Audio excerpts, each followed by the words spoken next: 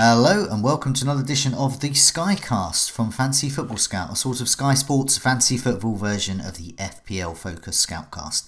Injuries are starting to hit, differentials are emerging, and our captains are letting us down badly. But transfers are limited, so there's not much we can do about it, or is there? Lots to talk about anyway. My name is Joe, and joining me is Luke. Luke, how are you? Yeah, I'm okay.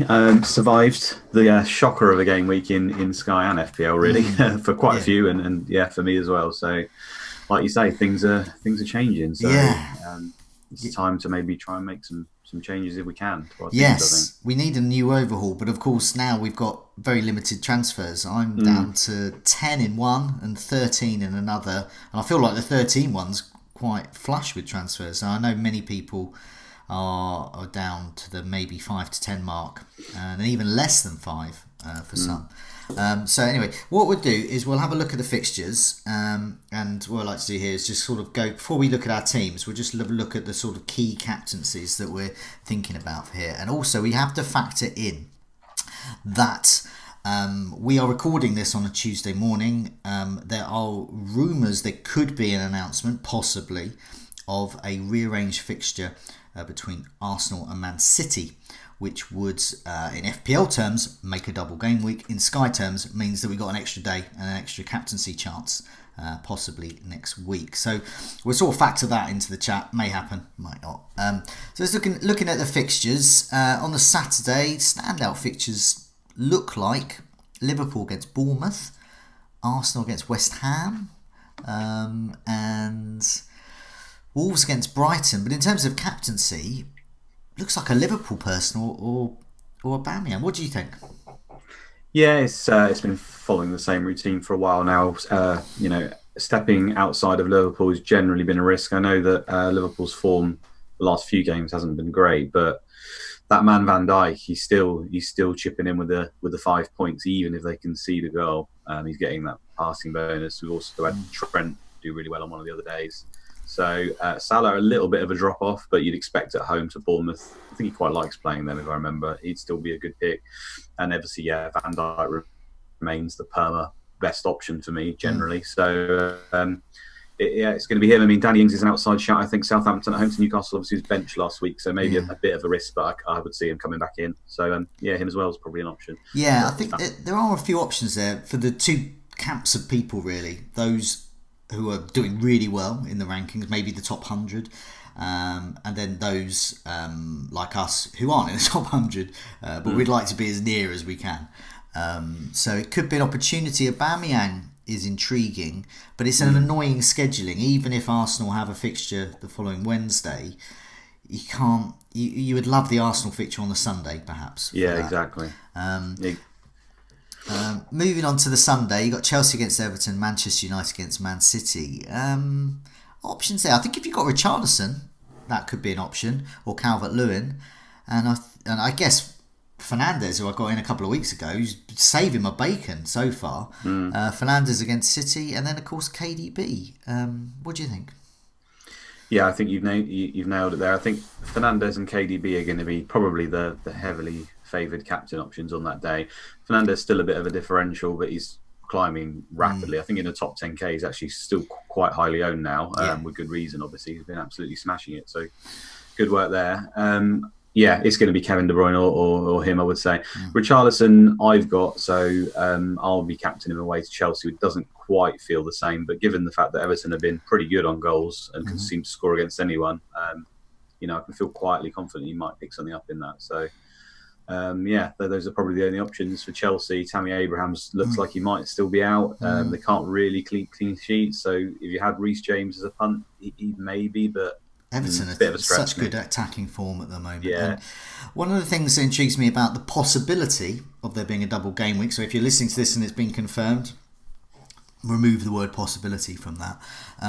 With Man City, you're playing on the Sunday. Suddenly the scheduling is a bit in favour. So if you've got a Liverpool asset playing on the Saturday, perhaps a Salah. I've got Salah and Mane, so I was potentially looking at one of those two out for Kevin De Bruyne. Then that gives me De Bruyne as a captaincy option for that City game against Manchester United. Then I can possibly captain him for the midweek game should it transpire.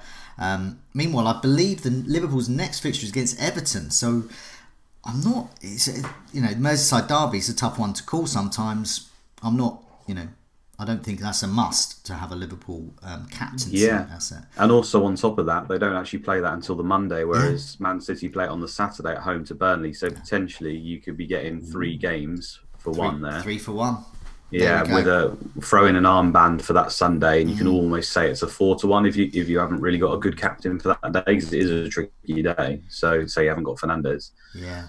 So it suddenly looks very, very appealing, that move, doesn't it? As ever, it's probably going to have to be Kevin De Bruyne, because we worry about anyone else starting, sadly. Yeah. So already, and also if there is that double game week game, that extra game next Wednesday for City and Arsenal, we'll know the teams as well. We can move the captaincy accordingly. But yeah, I like the look of that. If there is no extra fixture schedule, and that's going to be later, you've got sort of 2 for 1 anyway. But you could go for 3, as you said. It suggests sort of borderline 4 for 1. Yeah, good move there. Moving on to Monday, Leicester against Villa. Leicester, how about... Well, I brought in a couple of Leicester players. Brilliant. Wasting my transfers. Yeah. Nevertheless, they're there. Pereira, for me, looks like a good shout.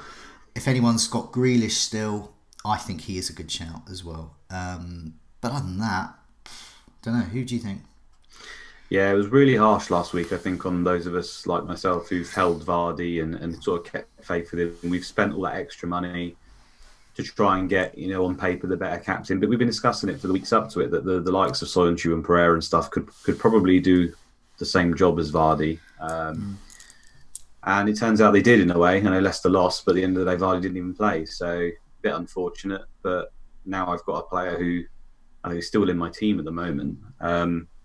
With that game on the horizon, the temptation, of course, is to keep him again and just keep that faith, because the timing's so key. You get rid of him now and then suddenly he plays, and that's a really good game. You get 2 or 3, but given his injury, his form, everything, I think you kind of justified in making the swap out now, especially if we do get that double game week. I think a lot of people will be eyeing up for Vardy too, the likes of Aubameyang or an Aguero or Kevin De Bruyne or whoever. So yeah, it's one I'm not sure about at the moment, but if Vardy's in your team, obviously you'd still consider him, and then it's going to be the who you've mentioned, Pereira, Soyuncu, and Grealish as a backup. I think at least we know he'll play, and Leicester in such bad form, you never know, I guess. Yeah, I mean, I think Pereira for me, because there's the chance of passing and tackling bonus. Yeah, I think he'd be very good for that game, to be honest. I think he will against Villa.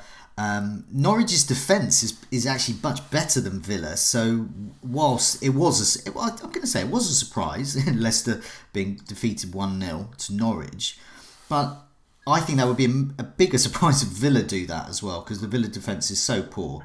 I think there's a chance they could score. Samatta and Grealish starting to, Grealish is, I think he's occupying other players, whilst he himself may not be scoring the points. Samatta clearly is, so some defenders perhaps taking their eye off Samatta. The other aspect is with Leicester. Yeah, you mentioned with Vardy as well. If you're looking at a Kevin De Bruyne for 2 matches or Vardy for 1, then it's a no-brainer. Just get rid. Let's have a look at our teams, because you mentioned just before we came on air that it'd be good to wildcard again, have an overhaul again. But I'll put your team up because other people will be in this position. It's an unfortunate position because you're looking at some flags here. At the moment you've got Alisson, you've got 4-4-2, Alisson, Van Dijk and Robertson. Then you've got Aurier, who was a surprise star of the game week past, Alexander-Arnold. Then you've got Delafeu out for the season. Traore, his arm is coming out literally of its socket every match, and it's just horrible to watch. And it's a massive arm as well. It's as big as quite a large bodybuilder's leg. That's how massive his arm is. Barnes, Grealish, Ings and Jimenez up front. So looking at that, you mentioned you would like a new overhaul. So first of all, tell me what you're realistically going to do with this, but what would you like to do as well? Yeah, so a bit of a nightmare, isn't it? You look at that team. It's obviously Liverpool didn't do what they usually do. Van Dijk still picked up a bit of bonus, but Alisson, nothing. Robertson and Trent didn't even get anything. So usually when Liverpool do nothing, they still pick up bonus or maybe an assist or something. So that was largely a wipeout there. Aurier come to my rescue, scoring a goal. Finally started the game after last week, so that was a nice surprise. But yeah, the centre midfield now. My plan originally, I had Mahrez in there, and I was always going to do Mahrez for Vardy, and he was going to be my captain. But then obviously when the news broke that Vardy wasn't playing, I suddenly had to cover a Leicester player because I didn't have Soyuncu or Pereira or anyone. So I bring in Barnes and captain him, which, it obviously didn't go very well. So now I'm kind of left with players I don't really want in midfield. And then, again, unluckiness with the injuries. Deulofeu, coming off in that game. The reason I had Deulofeu was just because he was in a couple of game days where you could potentially use him as a captain. He was a bit of a differential. He was obviously, at the time, Watford were playing really well under Pearson, and he was in that almost playing as a forward. So I thought he was a nice little differential. Turns out that obviously he hasn't done much. Watford dipped a little bit, and then suddenly they've come back. But I get unlucky because Sarr obviously goes off absolutely crazy, and Deulofeu goes off injured. So I'm not sure what I'm going to do with Deulofeu now. I've actually got so much money in the bank because of the fact that I went for Barnes rather than Vardy. So I've got loads of money. So I resisted the temptation to do anything on Sunday. I was considering just getting Fernandes in, and I probably should have, as soon as he scored heavily again. But now I think I'm in a position where if that double gets announced, Deulofeu will be going to Aubameyang or Kevin De Bruyne, basically. So I think I like to have that up my sleeve. But then it still leaves me with the issue of Traore, who I think now is probably a sell. I don't know what you think about that, Joe, but the comments all seem to mention that, he mentioned that they switched back to 3-5-2 with Jota up front again, and it sort of helped them out. And then we've obviously got the injury. He's not starting. He's going off. But it's a tricky price point. So, I don't know what you'll be doing with him, but Jota screams out at me straight away, as does Sarr, as we've already mentioned. Yeah, well, you hit the nail on the head there. Traore for me, with my players, I like it when their legs and arms are intact. Basically, I think that for me is like the default. That's the bare minimum. Please keep your arms in their sockets, and I can't handle that any longer. And as you said, he's not the best. You say Doherty's doing well. I think in general the Wolves' defence will get you points over the next few weeks, and of course Jota and Jimenez are getting points steadily. So good captaincy options. Traore is just not in the mix. He's 6.9 and Sarr is 6.5. Easy move for me. That one. And I think if you've got a bit, Jota's a bit more. Is be right in saying?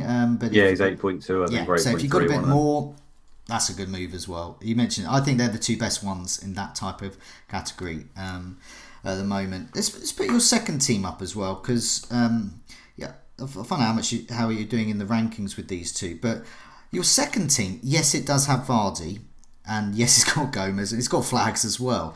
But I think this one looks I quite like this one. So you've got Alisson, Gomez, Van Dijk, Alexander-Arnold, Soyuncu. And then you've got Richarlison, Traore, Barnes, Grealish, up front Vardy and Salah. I quite like the balance of this one and the mix. And I think Richarlison is a good option still. I think Grealish is still potentially a good option. Barnes gives you, a bit of Leicester coverage there for captaincies. Same with Soyuncu. I think to me that looks like a Vardy and possibly a Liverpool defender, away from getting an Aubameyang and KDB, and the rest of them are quite good. But I don't know, what's your thought on this one? Are you happy with it?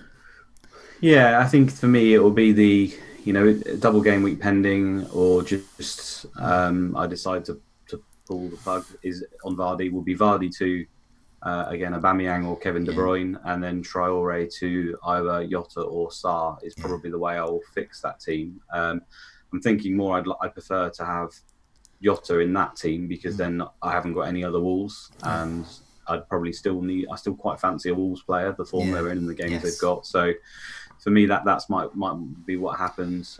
Whether I've got the money left over, I'll have to look. I think I probably do, but that's what I'll be doing with that team. And I think I'm still quite happy with my Liverpool 4. I know it's not worked out in the last couple of games, but we can't look past all the other games they've been so good in. And obviously Gomez being out, I think, was a bit of a factor as well. So, still pretty confident on that. Yeah, that's fine. And I think as well, just looking at the flags there, and Aubameyang is interesting because we mentioned about the scheduling isn't quite right for getting Aubameyang in for some of these other players. But it's one of those things. If you've got a number of transfers, I think it could be worth doing. How many transfers have you got at the moment? Because that can affect our decisions.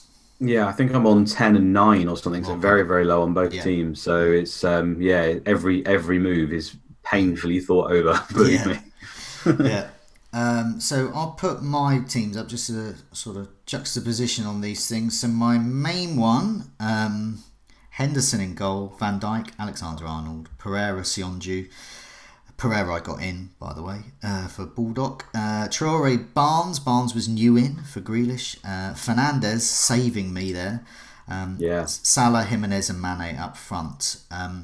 So with this one, I actually got 50 something or other points, and I'm on the edge of the top 1,000, on the very edge. Nice.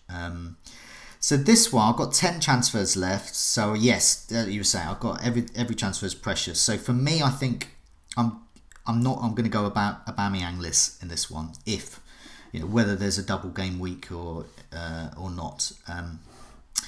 But I like the look of moving one of Salah or Mane on for KDB, because KDB was a player I mentioned last week, is a player down the line I know I'm going to want. There's captaincy days. KDB is the most secure option. Laporte's now injured, so he would have been great for Sky. Like Van Dijk, just turns up, gets points. Traore, I'm happy with all of them, really. Reluctantly, I will move one of Mane or Salah on, because I just think it fits with the fixtures, so I'll be down to 9 then. And then I'll be down to 8 with Traore. It's got to go, I think. And I'm going to move him for Sarr. And Watford's fixtures are great. And I've got Jimenez in, so I don't necessarily urgently need Jota. So I love that. I don't know what you think of those moves, but I think that's going to be a precious 2 transfers well spent, hopefully. Yeah, unfortunately. But the thing is, everyone else is really in the same boat, I think. Yeah. Everyone's going to be forced to use those now. It's so funny how it works. Sometimes in Sky, it's like it looks like you won't be touching your team for quite a while, and suddenly 1 week goes by and you need 3 or 4 moves. It's just it's crazy how that can work sometimes. But yeah, really jealous of that, actually. Mane to Kevin De Bruyne, Traore to Sarr, and you've suddenly got basically we said last week or in the last few weeks that De Bruyne wasn't necessarily needed moving forward because of just the way it worked with blanks, Champions League focus. And then what does De Bruyne go and do? He goes and does what he goes and he scores points again. He gets the haul. He's on penalties. And he's since added penalties to his roster. So suddenly he looks like you need him again. I think we were talking a little bit before we started about if I had a wild card, what my team would be like. And I think that suddenly the midfield slots are offering lots of different options, which hasn't been the case all season, really. I was just sat trying to make a team, just messing around a bit. I ended up with a midfield 5. Ooh. So if I read this midfield 5 off to you. So in my team, I've got Kevin De Bruyne, Richarlison, Jota, Sarr and Fernandes in midfield. Now, to me, those are the best 5 midfielders you can now get. A lot of value, isn't there? Really good value for them. Yeah, so you got 3. You got De Bruyne, Richarlison, and Fernandes can all be captains there. Yeah. Sarr can be a captain when Watford play, and Jota definitely can be a captain as well, as long as he's starting, which he appears he's nailed down now. And then I throw in, I've got Van Dijk, Alexander-Arnold in defence. I've still got my Liverpool double up. In goalkeeper, you can have pretty much anyone apart from Alisson. So I got Henderson, or you could have Pope or Dubravka, or whoever you want back there. The third defender slot could be Bulldog, could be Soyuncu, or could be James from Chelsea, who I quite like. I would probably put him in there now, to be honest. And then up front, I've got Salah, and around 9 million left, so I could actually fit in Danny Ings or Pukki, or just basically a budget striker that you can rotate in that role. And suddenly to me, that's a pretty damn good team, because Salah obviously can be swapped to anyone as well if need be during that course of the game. I noticed that Haller, who's someone I had in my FPL team for a while, is suddenly back in the side of West Ham, and West Ham have a single game match day coming up. and he scored on the score sheets. I mean, he's not necessarily a bad striker. He's just, for whatever reasons, it's not working out. I mean, he does lack a lot of pace when you watch him, but his price is fantastic. I think he was undervalued. I mean, it's turned out he's not been undervalued because, like you say, he hasn't done that well. But on the face of it, when it's a £40 million striker with a top reputation, he's come into our league for a team like West Ham, who was supposed to be very attacking. Obviously, they've changed managers since then. But 8.2 million for a striker is a really good price, considering the way they only need a couple of shots and suddenly they've got bonus. So you never know, he could return. Yeah. Fornals, I think, has been mentioned as well, right? And he's started to step up, hasn't he? Well, that wild card you mentioned there, obviously with a 5 midfield, you're restricted in terms of you can't get a third striker there. You can't. But at the same time, you could switch one of those midfielders to a forward. But also, you've given yourself that sort of budget striker role. So that's one for perhaps people's second teams as well. You can think, well, I'm going to take a risk on Haller. I'm going to take a risk on, obviously Danny Ings or whoever. Samatta I mentioned as well from Villa. Just look at those fixtures going, and if you can get some of those single game week days, or you perhaps. I'm not even going to mention Newcastle's Joe Ellington, so but I just wanted to show off that I can pronounce his name correctly, not Joe Ellington as everyone else says. But nevertheless, there's that option there, and as we're getting to squeaky bum time with relegation, you're going to see some of those relegation strikers, hopefully, according to their fans, getting better. And suddenly you're seeing Haller score. How long before we start seeing Pukki score a bit more? Samatta's already getting on the score sheet. There's options there. Maupay at Brighton. Lots of options there. Yeah, I like that. It sounds good. I'll put my second team up just before we look at some of the Twitter questions. But this is my second team. So what you described there is the sort of thing I might consider, actually, some of those other options there. So I've gone for a 4-4-2 in this one. This is the one that's still... I think I've borderline got a grey arrow with this one. I've got about... I'm still at 7,900. So I've got Alisson, Van Dijk, Robertson, Alexander-Arnold, Baldock, Richarlison, Barnes, Grealish, Mount, Jimenez and Mane. 13 transfers here, so a bit of wiggle room. One of my Liverpool defenders probably will go, I think. I also... I'm not keen on Mount. I think Reece James, you mentioned, could be better. So I think possibly one of my Liverpool defenders for Reece James, and then upgrading Mount to perhaps Jota, or just switching him for the likes of Sarr. As you mentioned, there's a lot of value. But then I've also got to think of KDB and Aubameyang. And I think this one might be a bit more Aubameyang-y. I've got more transfers and I'm looking for a differential, and I think Aubameyang could be the one. Aubameyang is the poster boy of the differentials and the Mavericks. So yeah, exactly. But yeah, it's a tough one. I've got.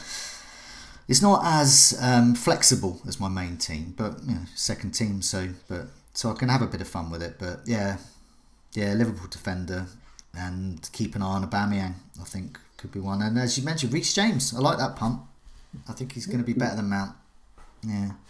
Yeah, I think Reece James is suddenly looking. Because he's 6.1, I think he is, which is the same as, or in and around the same bracket as Soyuncu and Baldock, who have been really good picks at around that price. Sheffield United's fixtures started to take a turn. Yeah. Soyuncu, Leicester, we all know, aren't in great form, aren't really keeping clean sheets. So I don't really see it as a punt necessarily now, because Chelsea have got great games. I know they're not keeping clean sheets either, but then you're not really losing anything by going away from the other two. I think they're still getting the odd 2-3 points. So really, you're backing James for a few attacking returns and a few man of the matches, which he's got the potential to, because every time he takes to the pitch, he looks like an incredible player. So I think it's a worthwhile punt now at this stage to swap them. Yeah. If you sort of, even if you just sat there now with Soyuncu in your team or Baldock, and you've got other cover for Sheffield United or Leicester, making that swap when you can early on is obviously. I think could see benefits come the end of the season. I don't know how many games we've got left. Can you remember how many we've got? I think we've got quite a few games left. How many are we at? How many game days as such? Or No, just how many games left in the Premier League? We're up to the 29th fixture coming up. So yeah, so you got 10 games there roughly that I think you're gonna over the next 10 games, James will probably outscore both of those. I would have thought think so by too. enough for it to be worth a swap. Yeah, I've had to look just before we move on to some of the Twitter questions. I have a list of my captains coming up. So I'm only doing this until the end of April. No, sorry, I'm doing this to the end of March. So the next few weeks really. So the ones I've got in mind: Liverpool, KDB, or Richarlison's a good option. Grealish or Leicester, KDB again, Jimenez, Salah. So Liverpool, Wolves, and then that's Spurs, West Ham, but that may not happen. So, and then you're looking at Liverpool again, then Leicester. So that's the way we're looking at the moment. And so I think Leicester is still important, but they're obviously less important. And my expectations of captaincy are down, but nevertheless, I think they are an important option going forward. So I wouldn't advise anyone to get rid of all your Leicester players, but just have some kind of Leicester coverage. Let's have a look at the Twitter questions. Benny Blanco says, what do we do with Traore now? Surely it's time to move away from him, but he's an awkward price point. Well, as we mentioned, he's not actually an awkward price point. He's a very handy price point, if you like Sarr, which could mean using 2 precious transfers. So if you want to upgrade there, is it worth it? And Hornet says Traore to Sarr looks an easy move. I mean, I've already given my views there. I think Sarr is just too convenient, isn't it?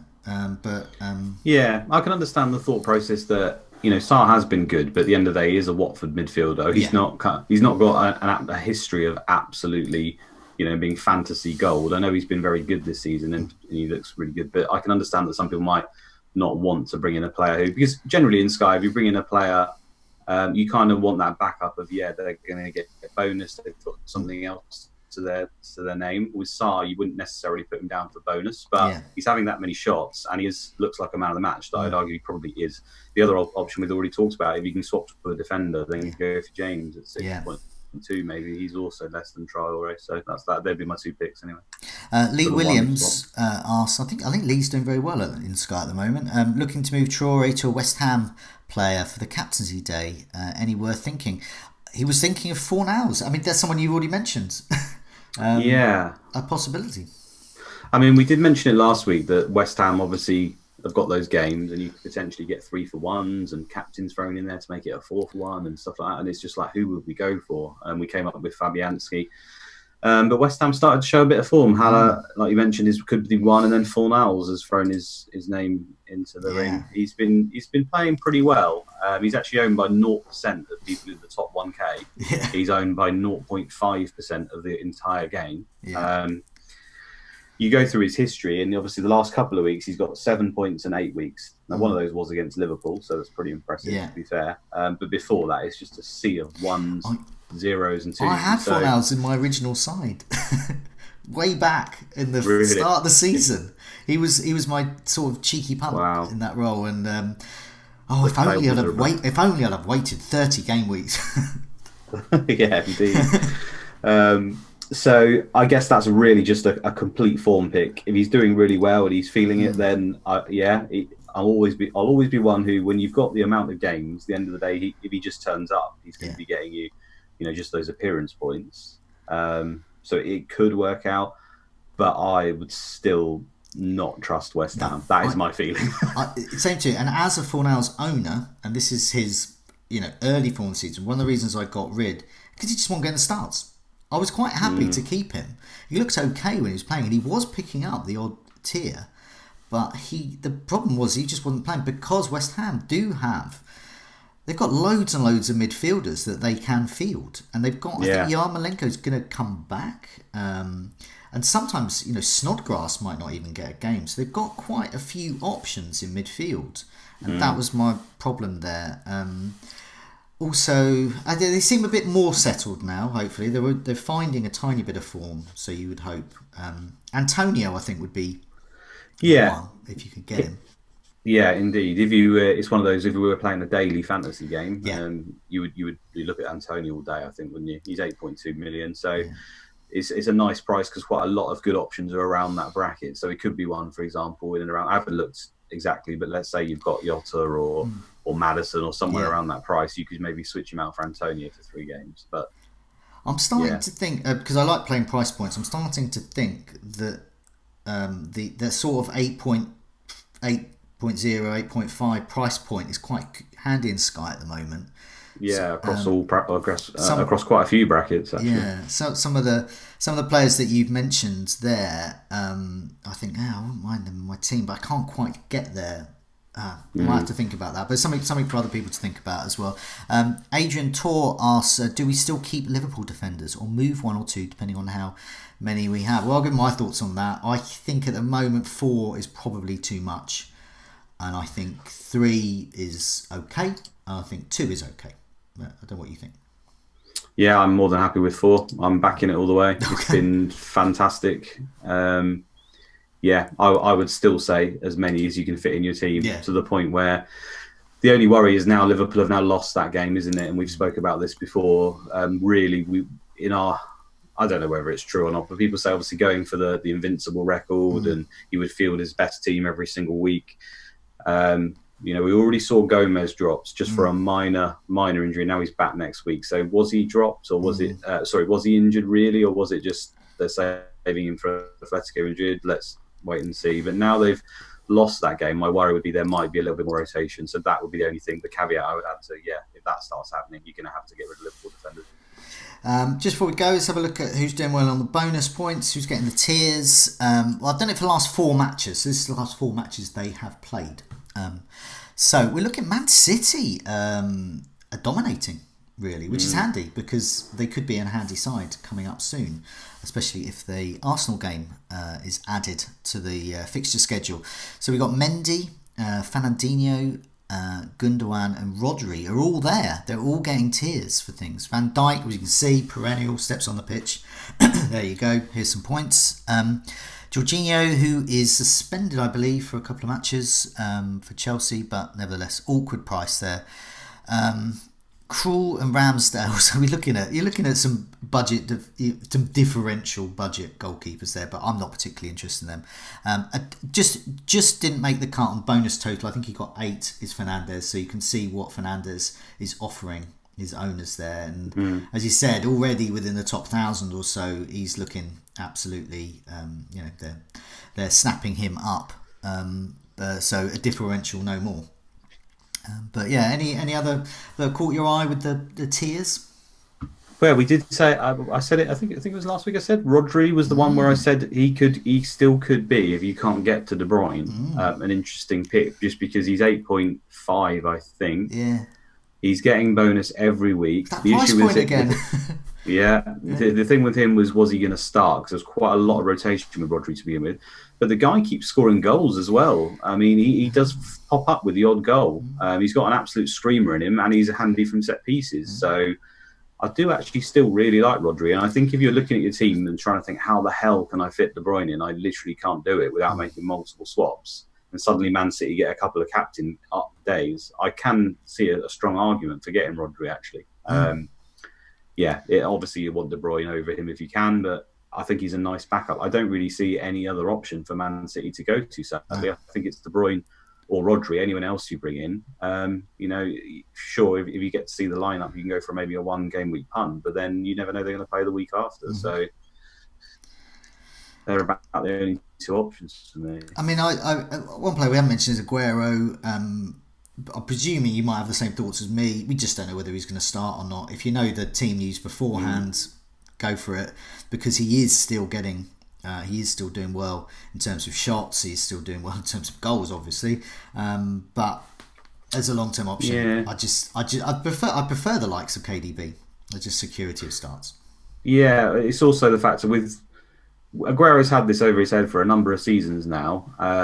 But what often you sort of offset that was the fact that when he did play, he'd be banging in braces and hat-tricks. You'd be like, oh, God's sake. Yeah. But of late, Aguero's been getting the game time against some weak opposition and not even getting that. Yeah. So if he hasn't, he has always got it in his locker. It's Aguero. We know he has. But when you're not seeing those returns either, suddenly it seems a risk way too far. It's already a risk when he's even returning, but when he's not even getting the points, I think it's a stay well away at the moment. Jesus is just, Pep almost sees them as an equals. I think that's the thing, and you just have to be concerned as some strange team decisions. Like, the lineup for the cup was a surprise.